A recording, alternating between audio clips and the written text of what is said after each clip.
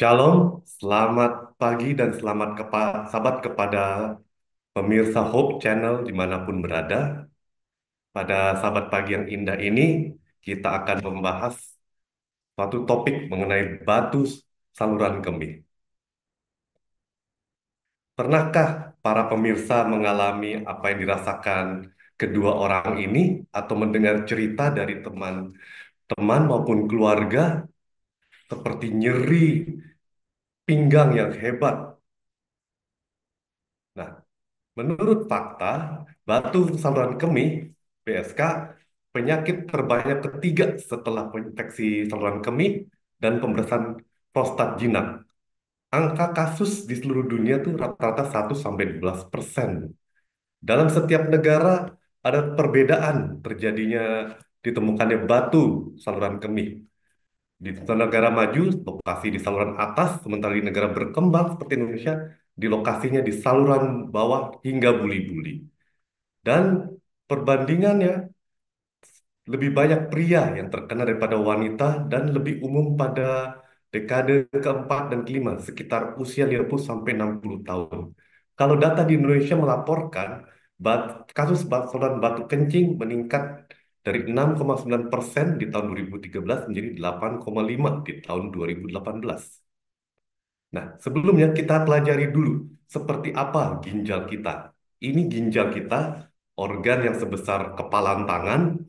Kalau dibelah dua, ginjal itu dibungkus oleh kapsul jaringan ikat dan di dalamnya terdapat pipa-pipa halus di dalam setiap struktur yang berbentuk piramida. Nah, pipa-pipa halus tersebut dinamakan nefron dan kalau pemirsa lihat isi nefron itu tugasnya adalah menyaring semua yang berasal dari darah yang bergizi, kembali diserap dan dikembalikan lagi ke tubuh, sementara sisanya dibuang melalui saluran kencing. Oke, nah sekarang kita pelajari apa yang membuat seseorang rawan terkena batu saluran kemih. Itu. Pertama, di sini ada tulisan batu ginjal dan batu kantung kemih karena sesuai organnya. Pada batu ginjal, orang yang terkena atau penderita biasanya berusia 30 sampai 50 tahun dan masih banyak wanita daripada pria. Penyebabnya kurang minum atau dehidrasi, juga diet yang tidak sehat, infeksi saluran kencing berulang, konsumsi suplemen seperti vitamin C, kalsium berlebihan, kurangnya aktivitas fisik, dan berlebih berat badan atau obesitas. Pada batu kantung kemih, usia penderita usia di atas 50 dan kadang disebabkan oleh pembesaran prostat atau cedera saraf tulang belakang. Oke, ada tiga jenis batu saluran kemih yang paling umum.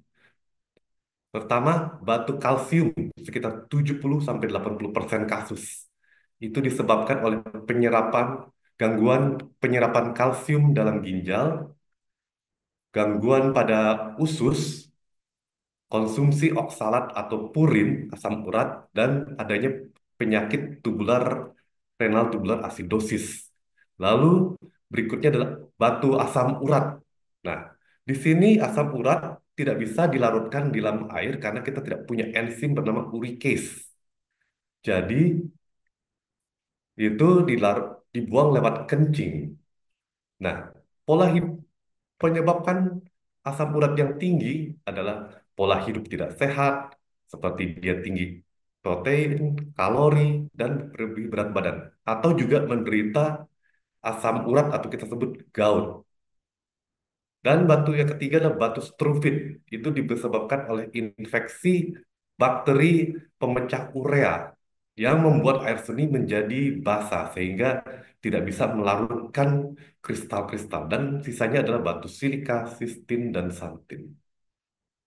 Nah, di sebelah kiri pot adalah gambaran batu ginjal. Kalau kita lihat ke tengah, batu yang paling bulat itu adalah batu yang terbuat dari asam urat. Sementara yang mirip kayak koral itu adalah batu struvit, atau disebut juga tanduk rusa. Dan yang paling ujung adalah campuran batu kalsium dengan asam urat. Di gambar ginjal ini kita lihat tiga lokasi di mana batu itu bisa terjepit. Pertama, bisa di pangkal ginjal itu sendiri di antara ginjal dan saluran kencing. Kemudian di lokasi kedua adalah di antara perpotongan ureter dengan pinggul. Dan yang terakhir adalah di dekat pintu masuk saluran kencing menuju kantong kencing atau kantong kemih. Jadi, nah ini bentuk batu kemih, kantung kemih. Kita sebut namanya spikul. Oke, lanjut. Nah, sekarang ini juga yang tadi lokasinya. Jadi, kalau batunya di ginjal disebut dalam bahasa kedokteran hydronephrolithiasis dan bisa menyebabkan pembengkakan ginjal, hydronefrosis. Dan kalau tersambat di saluran kencing disebut ureterolithiasis dan itu juga menyebabkan saluran kencing jadi bengkak. Kalau terjepit di dalam kantung kemih atau kantung buli disebut vesikolithiasis. Oke. Bagaimana sekarang gejala batu saluran kemih? Pertama, kalau mulai dari ginjal biasanya nyeri pinggang dan nyeri itu akan bertambah kalau pinggang itu diketuk. Kadang-kadang disertai demam yang menggigil karena ada infeksi akibat sumbatan dari saluran kencing. Kalau batu itu berada di saluran kencing, bisa jadi disertai mual dan muntah, serta nyeri saat kencing atau orang bilang anyang-anyangan, dan kadang-kadang disertai juga kencing mengeluarkan darah. Lanjut ke uretra, terkadang ada iritasi, jadi bisa jadi penderita akan sering kencing, itu karena ada infeksi, atau sebaliknya, sulit kencing sama sekali. Dan yang terakhir, batu yang di kantung kemih itu iritas, terasa tidak nyaman, iritasi, terutama di perut bagian bawah, kadang nyerinya tuh bisa dirasakan sampai ke selangkangan. Bagaimana cara kita mengetahui ada batu di saluran kencing kita? Pertama, bisa dokter akan mewawancarai Anda untuk menanyakan bagaimana gejala itu sudah berapa lama, lalu sehingga dokter akan menyuruh melakukan pemeriksaan urin atau kencing. Kalau ada curiga infeksi, maka ada kultur urin. Sesudah itu diikuti pemeriksaan darah lengkap, serta pemeriksaan kimia darah. Dan untuk mengetahui lokasinya, dokter akan menggunakan alat bernama ultrasonografi atau USG di perut seperti kita lihat di sebelah gambar ini ada warna putih itu adalah batu dan kelihatan bayangannya atau bila tidak ada USG akan menggunakan foto ronsen jadi akan dimasukkan saat penyepuh sehingga terlihat batu-batu tersebut dan yang paling canggih adalah CT scan dengan sepuh kontras. Oke, baik. Kita bicara pencegahan dulu, karena lebih mudah mencegah daripada mengobati. Bagaimana mencegah batu saluran kemih? Pertama, pola hidup sehat. Jadi, diet berbasis tumbuhan, lebih banyak sayur-sayuran, buah-buahan, dan biji-bijian, seimbang dan bervariasi. Lalu, kurangi konsumsi makanan tinggi protein hewani dan tinggi garam, khususnya makanan proses atau jajanan di luar. Dan ini dia, banyak minum air putih 7 hingga 8 gelas sehari. Dan aktivitas fisik atau olahraga teratur 2 kali seminggu dengan durasi 30 menit sehari. Istirahat secukupnya. Nah, di sini saya tuliskan di paling akhir, kurangi konsumsi soft drink, kopi, dan teh kalau ada. Oke, ini cuma lihat aja. Ini tabel makanan yang tinggi purin. Yang tinggi purin saya cuma sebut seperti jeroan sapi, ikan sarden, dan coklat. Dan sedangkan yang kadar purinnya sedikit, itu bisa kol, kacang panjang, bahkan tempe, dan yang rendah adalah seperti wortel, terong, pepaya, alpukat, tahu. Ini.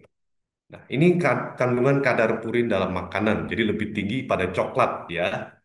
Ya, hati-hati. Sedangkan yang kita bilang sayur-sayuran itu kangkung hanya 290. Ini cukup perhatikan saja. Dan ini tabel makanan dengan oksalat yang membentuk batu. Oh, lebih banyak ya ini sayurannya. Oke. Nah, ini pengobatan. Bersyukurlah kita karena kita tinggal di Indonesia. Jadi kita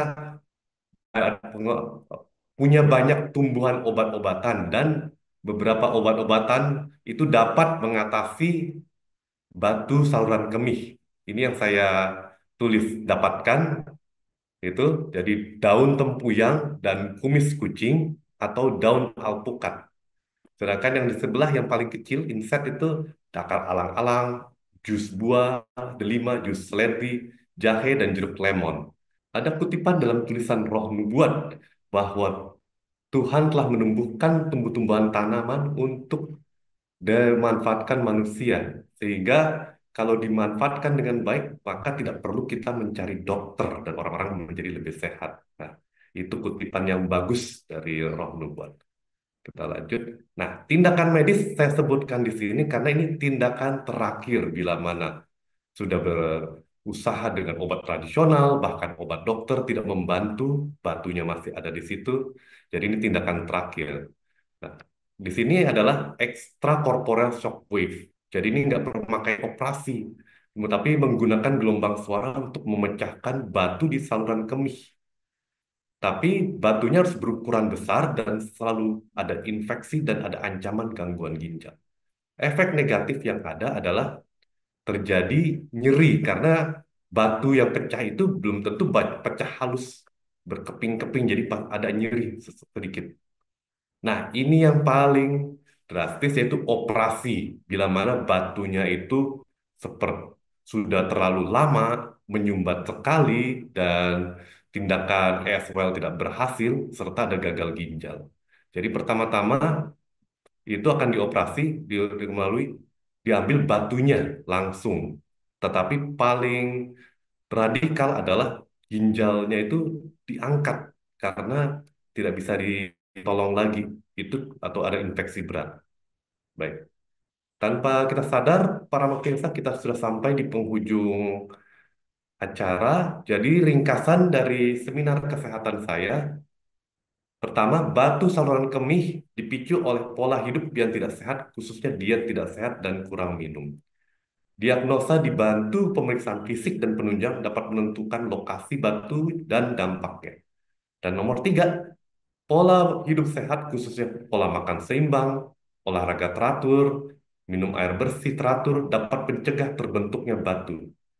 Dan keempat, obat-obatan tradisional khususnya tanaman obat dapat membantu dalam mencegah batu gin pemersalahan kencing, tapi konsultasikan kepada dokter. Dan yang terakhir, langkah operasi hanya dilakukan sebagai langkah terakhir. Tapi oke.